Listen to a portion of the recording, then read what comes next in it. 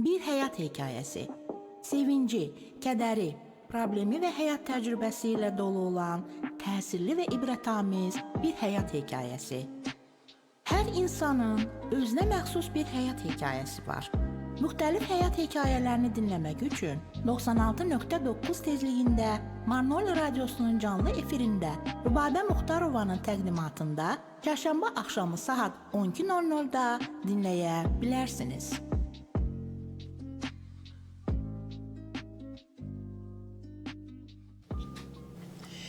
Salam, əziz Radio Marnoli dinləyiciləri. Biz yenidən sizinlə bir həyat hekayəsi radio proqramında görüşürük. Əziz dinləyicilər, bugünkü bizim qonaqlarımız, daha doğrusu iki qonağımız var bugün. Saz söz ustadımız Bafəli Adıgözəlov və şair Xalid Qurbanoğlu. Xoş gəlmisiniz Bafəli müəllim, xoş gəlmisiniz. Buyurun, salamlaşın və özünüzü təqdim edin. Xoş gördük Rübabə xanım. Mən bugünkü günü hər birinizi salamlayıram. Bütün Radio Marneli 99-un bütün işçilərinin hamınıza ürək dolusu salamlar deyirəm və çox sağ olun deyirəm ki, biz də təbrik elədiniz. Biz də bu sırada varıq. Çox sağ olun. Mən də təşəkkür edirəm ki, mənim dəvətimi qəbul elədiniz, gəldiniz. Çox sağ olun. Allah sizi qorusun, Allah sizə yar olsun. Bu Xalid bəy davam edərik sonra. Mən də öz növbəmdə çox sağ olun Rübabə xanım. Mən də başda siz olmaqla bütün əməkdaşlarınıza dərin təşəkkürümü bildirirəm və bizi bura dəvət elədiyinizə görə çox dərin minnətdarlığımı bildirirəm. Çox sağ olun. Tanrı sizlərə yar olsun. Çox sağ olun. Amin. Çox sağ olun. Buyurun Bafəli müəllim, özünüzü təqdim eləyin dinləyicilərimizə. Bilirəm, sizi hamı tanıyır burada, amma yenidən. Baş üstə. Çox sağ olun, təşəkkür edirəm. Bir daha təşəkkür edirəm ona görə ki, məni yad elədiniz. Onsuz da yaddaşlar deyəm mən. Siz də yad eləyib, mən təklif elədiyinizə görə çox təşəkkür edirəm. Allah sizi qorusun. Mən Bafəli Əlioğlu. 9 fevral 1959-cu ildə Polnis rayonunun indiki Muşevan Dəllər kəndində ruhani ailəsində doğulub boya başa çatmışam.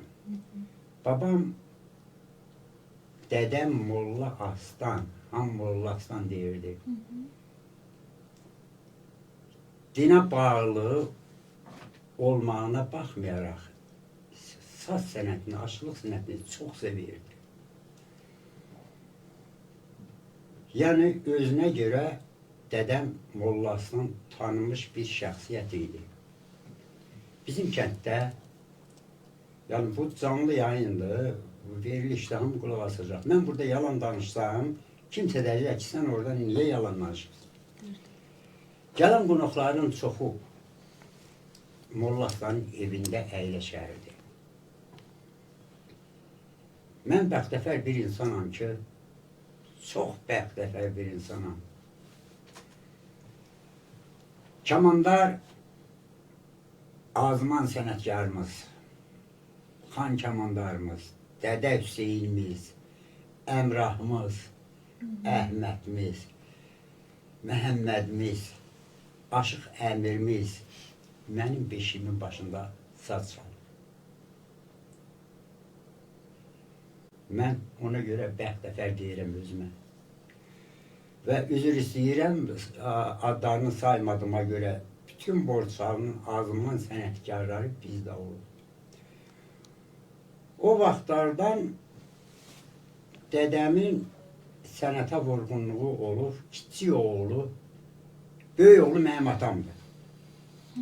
Amma kiçik oğlunu aşılıq eləmək məcburiyyətində olubdur. Hüseyin Saraçının yanına göndərib, nə bilim, Pərvanə Həsənin yanına olubdur, Fahralı Aşıq Nəsirin yanında olubdur, ondan sonra Ama ilk dersini yeni buğalter əldə kəndimizdə əli pərdə tutmaq öyrədir.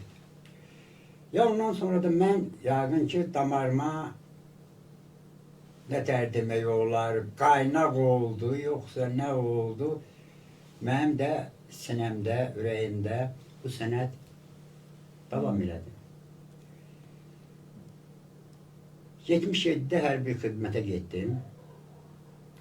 79-da qayıtdım. Ona kimi mən artıq sərbəstlə çala bilməsəm, heç olmasa bir 30-40 haviz ifa edib çala bilirdim. Və oradan gələndən sonra başıma, beynimə, dəhinə tərdə, bilmirəm, bu rəhmətli Söyün kişim deyir ki, helləşdik, bir belə, beynimə belə bir gəldi, mən zurna ifadəsi olmaq istədim, zurna çalmağa başladım. Və ustadsız, hardasa 25 il, yaxın, 25 ilə yaxın zurna çaldım. Sonra baxdım, gördüm ki, 2 qoçun başı bir yerdə qaynamır, dedim, yox. Artıq sazbəndlikdir mənim. Çünki aşıq kimi əmim, Aşıq Əhəd, atam Dəllər Əli, ustadım olsa da sazbənd kimi, aşıq kimi yox. Sazbənd kimi ustadım Kövrək Murad oldu və ondan dərsimi aldım. Artıq 40 ilə yaxındır. Sazbəndlik eləyirəm. Bugünkü gündə görürsünüz, 2024-də Azərbaycan Dövlət Diaspora tərəfindən Azərbaycan medalı verildi. 2025-də 65 illik yubileyimdə Aşıq Kamandar medalı verildi və mənə olan zadların hamısını saymaqla qutara bilməz.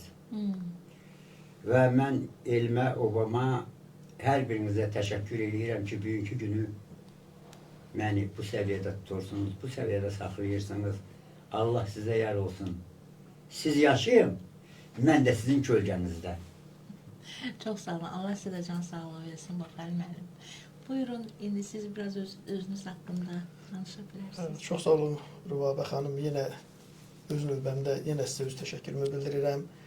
Və özüm haqqında mən də qısa bir məlumat verim. Mən Xalid Qurbanoğlu 15 oktyabr 1970-ci ildə Bolnis rayonunun Faxralı kəndində anadan olmuşam. Və 1987-ci ildə Bakıya bir abituriyent kimi gedib ali təhsilə getmişəm. Və 1993-cü ildə ali məktəbi bitirmişəm. Elə 93-dən sonra da bir var məcburi köçkün, bir də var könüllü köçkün. Biz də könüllü köçkün sıralarına qoşulub, məcburiyyət qarşısında qalıb Rusiya üz tutmuşuq maddi çətinliklər baxımından. Buna baxmayaraq mən heç vaxt şeirdən, sənətdən aralaşmamışam, uzaqlaşmamışam. Elə uşaqlıqdan da sazdan, sözdən də aralaşmamışam heç vaxtı. Rusiyada yaşasam da, başqa millət içində yaşasam da, yenə heç vaxtı qələmi əldən qoymamışam. Amma şairlik iddiasında olmamışam. Doğrudan şairlik iddiasında olmamışam. Sadəcə olaraq ürəyin, qəlbin, ruhun səsi olub yazmışam. Sadəcə olaraq. 33 ildə Moskvada yaşayıram. 2015-ci ildən bu yana demək olar ki, mütəmadi olaraq gəlib gedirəm, tez-tez gəlib gedirəm. O vaxta qədər yenə gəlib gedirdim. İldə bir dəfə, 2 dəfə gəlirdim. Amma indi demək olar ki, ilin 70-80%-ni mən öz elimdə, obamda oluram. Bu qədər. Allah sizləri var eləsin. Lap yaxşı.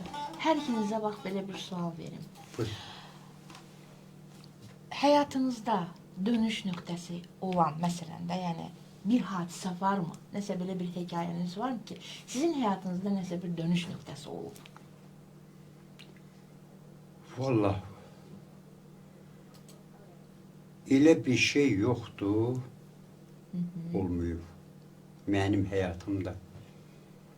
Əgər siz sualı başqa cür versəniz daha yaxşı olardı ki, siz əgər yenidən dünyaya gəlib, yenidən dönüş nöqtəniz olsa kim Elə bir olardı? sualımız da var.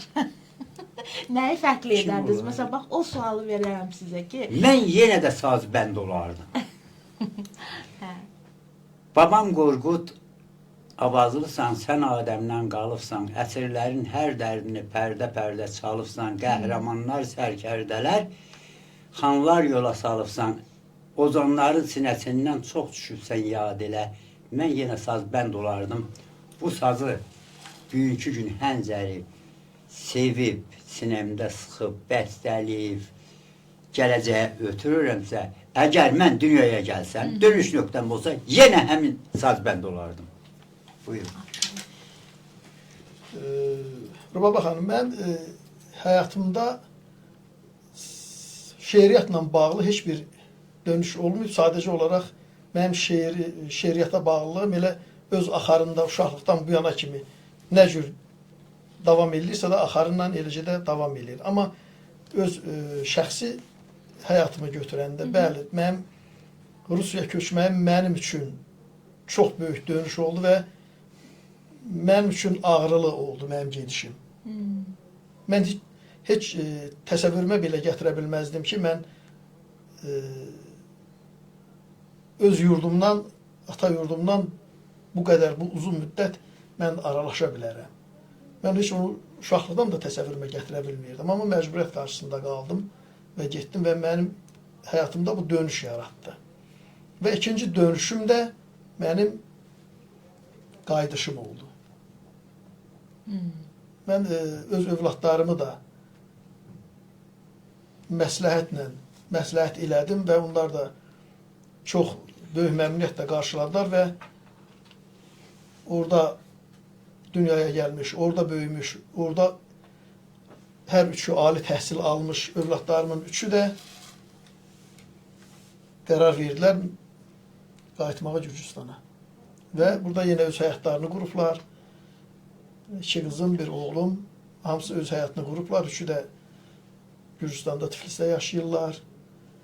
Bu dönüş mənim üçün xoş, həyatımın bu dönüşü xoş oldu. yaxşı bir dönüş oldu. Yaxşı bir dönüş oldu. Lap yaxşı. Lap yaxşı.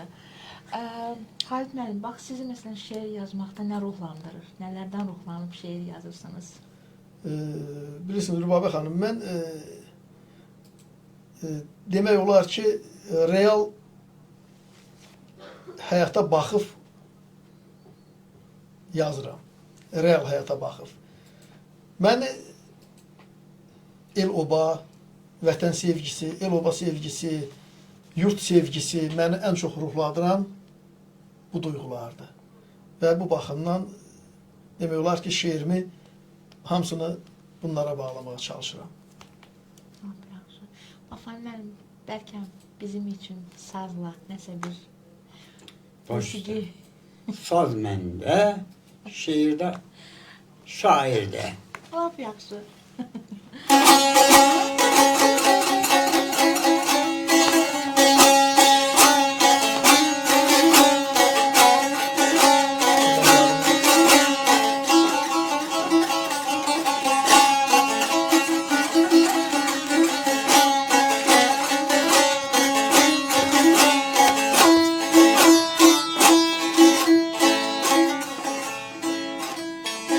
Yox sizə güvənir ay el oğlular. Ata ocağını atıb getməyin. Vətənə, obaya, elə bağlılar. Ata ocağını atıb getməyin. Yollar aparsa da sizi şəhərə, bəs doğma deyilmi bu dağ, bu dərə? Qaydın, yoxlayın ildə bir kərə. Ata ocağını atıb getməyin. Yazın yurt sözünü ömrün sətrinə, aldanmayın hər çiçəyin ətrinə. köhnə kişilərin ruhu xətrinə ata ocağına atıb getməyin. Duyub ayrılığın acı tamını, yandırın, yandırın sönən şamını. Qaldırın təzədən çökən damını, ata ocağına atıb getməyin. Ata əllərinin izi var orada, min zəhmət yaşanıb boranda, qarda. Qayğılar nə qədər çoxalsalar da, ata ocağına atıb getməyin. Başlara bir tacdır, qəlblərə şahdır, yollara nur saçan günəşdir, mahdır. Ay Xalid, qanana ziyarətgahdır, ata ocağını atıb getməyin.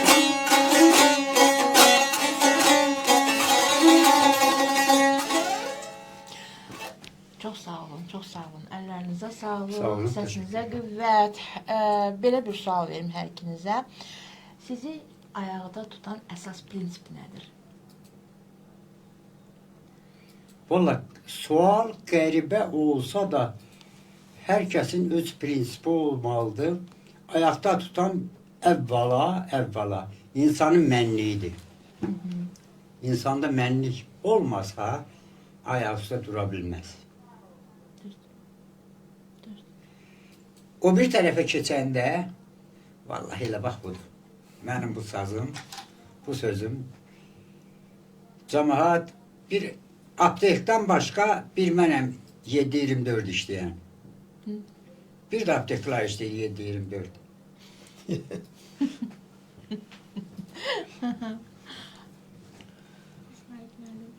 Bilirsiniz,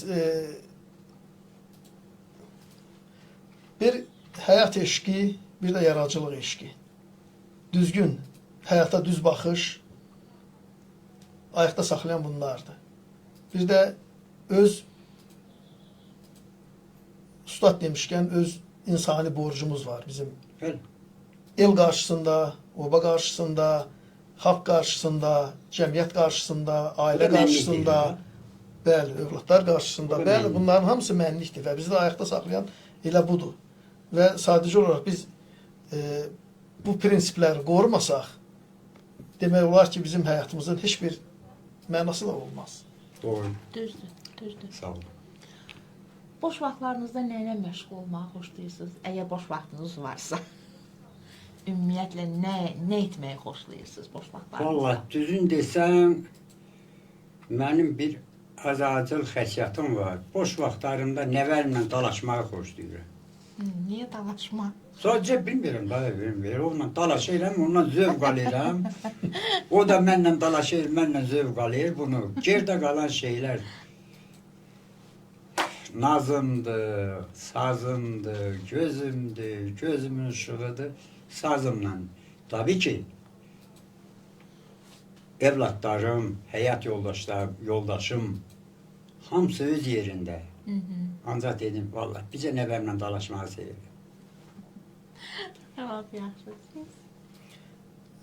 Mən demək olar ki, mən həyatımın indiki dövrdə həyatımın yarısını Rusiyada yaşayıram, şəhər mühitində. Yarısını Faxralda, kənd mühitində. Mən boş vaxtlarımda şəhər mühitində olanda boş vaxtlarım mənim ancaq onunla keçir ki, saz çalmaq. İndi azdan çoxdan, indi ustad da mən üzrlü hesab edirəm. Yəqin ki, ustad məni bağışlasın. Buyur Ayqa. Mən elə dərin saz ifaçısı olmasam da elə özüm üçün də Çox Bir gözəldir, də- özünə görə normaldır. piyada gəzməyi çox sevirəm. Mən boş vaxtlarımda şəhər mühitində olan hallarımdır. Amma kənddə təbiəti sevirəm və həyatda iş olmasa da özümə iş tapıram. Yenə həmin qayda, yenə eyni vaxtda yenə biraz sazla məşğul oluram. Lap yaxşı. Görürəm desən sizin 2 dənə kitabınız çapdan çıxıb, eləmi? Bəli. Bu barədə biraz məlumat verə bilərsinizmi? Bilirsiniz, mən bayaq onu qeyd elədim ki, mən şairlik iddiasında olmamışam. Sadəcə olaraq yazmışam. Mənim ilk kitabımın çıxmağında məni bir şair dostum var, Azər İqrar. O təhrik elədi ki, yox, kitabını çap elətməlisən, bir də öz övladlarım ki, bunların elə hamısı dəftərlərdə, vərəqlərdə qalmasın.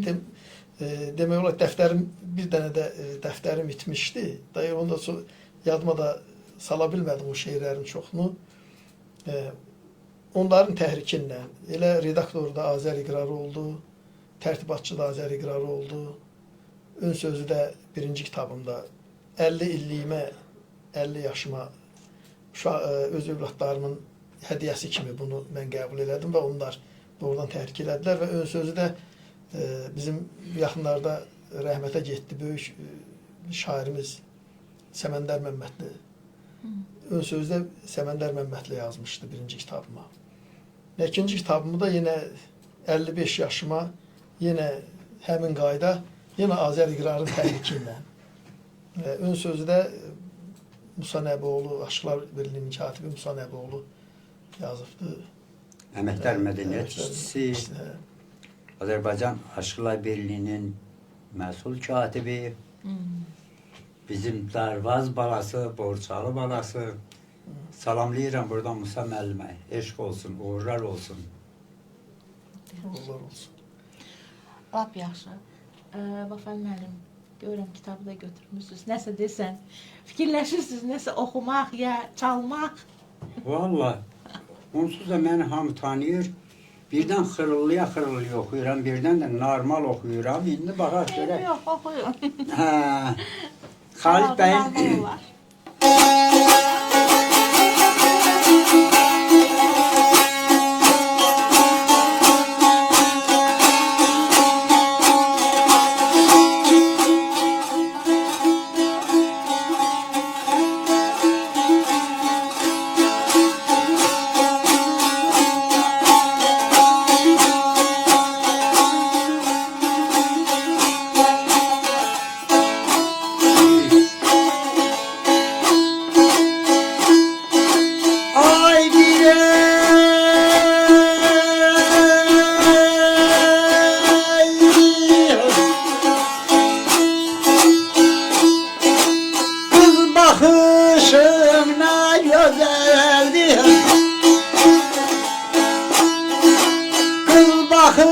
bakışına güzeldi, gül üstünde jale semi.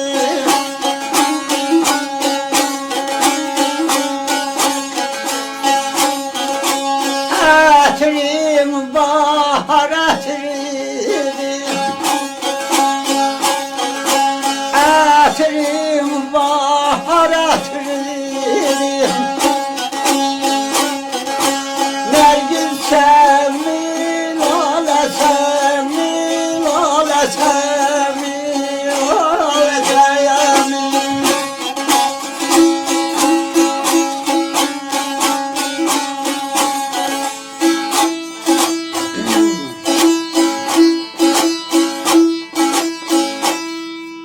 Şair qəlbi çox incə olur. Bəzən sevməyə, sevinməyə də gözəl şeirlər yazır. Şair nə tərdir? İstəyirsən özünü tərcümə elə. Qız başın nə gözəldir, gül üstündə jalə səmi. Ətrin bahar ətridir, nərgis səmi, lalə səmi. Kitabın yamana keçmək olmaz. Estağfirullah.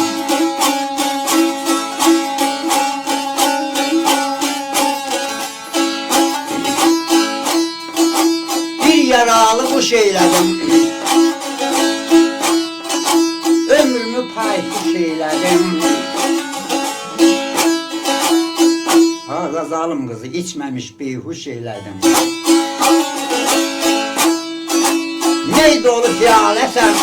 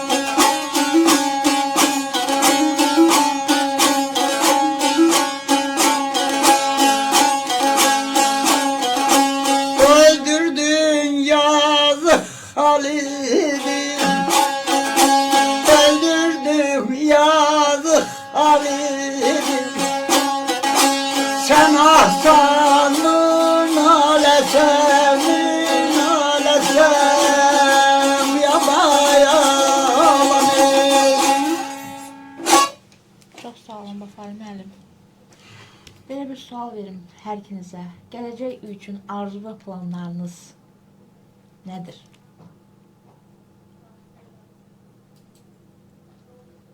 Vallahi Allah Teala bana imkan versə, bütün bu gələcəklərə növrəstə uşaqlar, cavan uşaqlar qalxmayırım.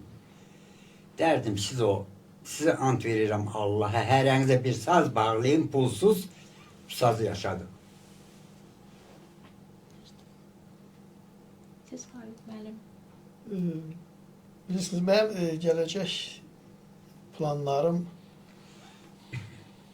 ancaq onunla bağlıdır ki, ömrümün qalan hissəsini Borçalda yaşayayım, Borçalda keçireyim. Və bir daha mən bütün cavanlara arzu eləyərdim ki, qürbət havası görməsinlər. Doğrudan görməsinlər.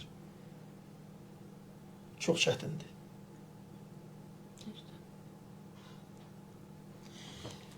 Düzdür. Belə bir sual. Elə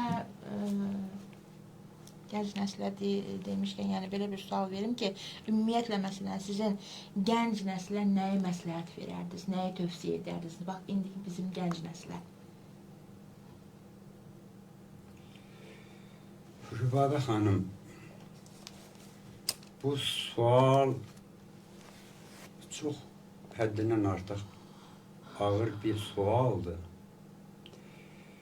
Bizim gələcək nəsilə verdiyimiz tövsiyələri, nələri çoxları bizi anlamırlar, başa düşmürlər.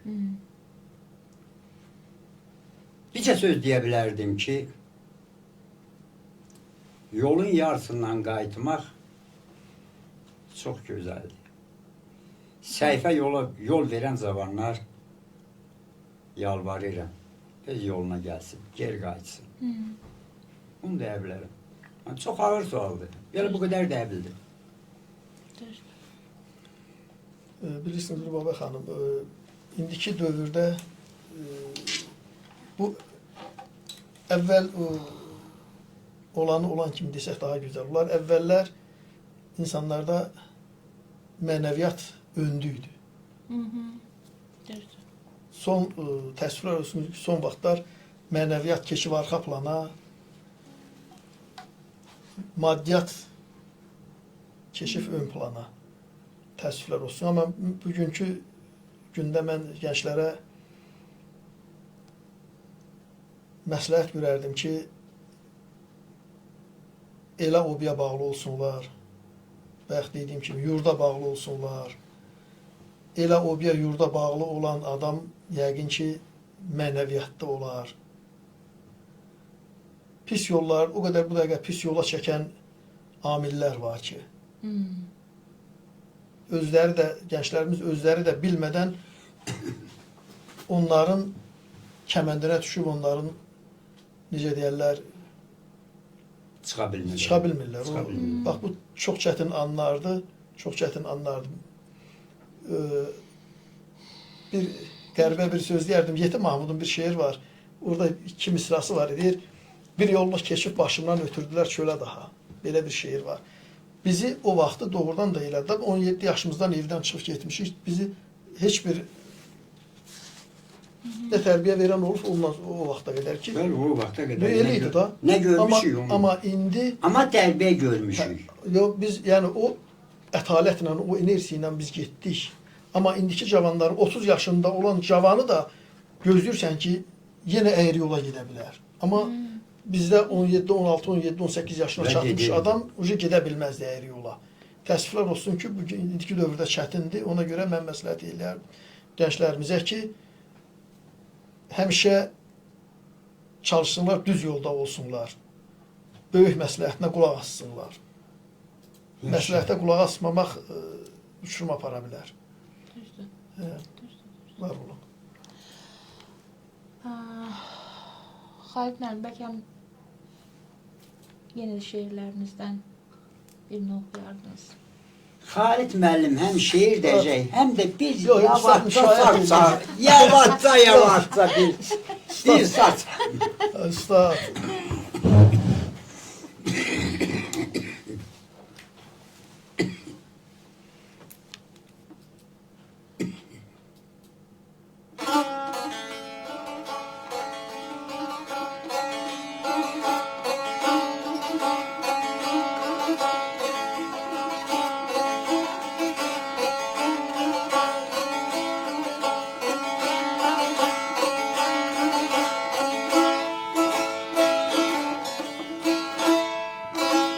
Zər atma.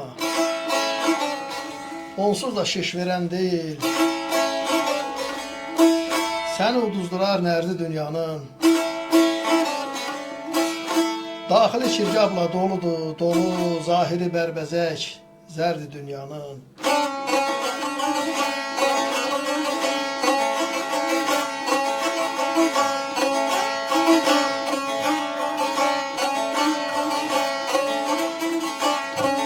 Dövran yüz sifətli, yüz libas geyər. Əyilməz qüruru ehtiyac əyər. Quyruq bulayanı yağlı aşyer, həsrət yavana, mərdi dünyanın. Qurar sevdasını cinlə, mələklə, talayar ömrünü minbir kələklə. Xalit, nə girmisən qəstə fələklə, sənə mi qalıbdı dərdi dünyanın?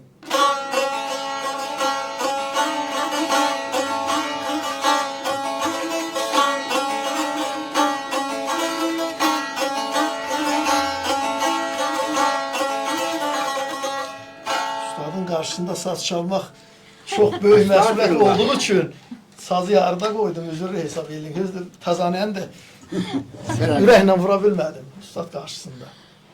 Çok sağ olun. Ellerinize sağlık. Çok sağ olun. Bafer müəllim, belki sonunda siz de bir dənə yenə də bizim üçün nəsə bir çalasız, okuyasız ve bundan da bitirək verilişimizi. Mən başım üstə.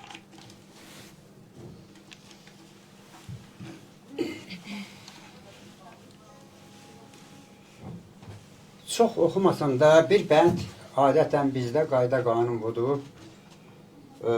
Məclis başa çatdıqdan sonra bir müxəmməs oxunur. Bir bənd müxəmməs oxuyaram.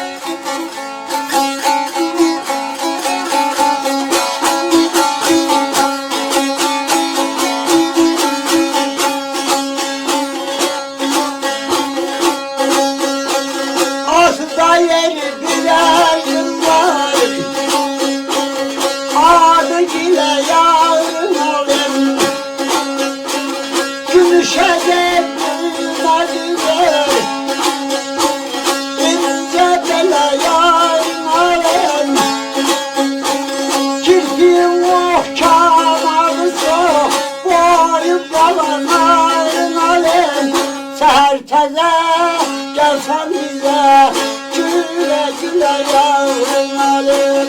Herkese gelsen bize güle güle yavrum alim.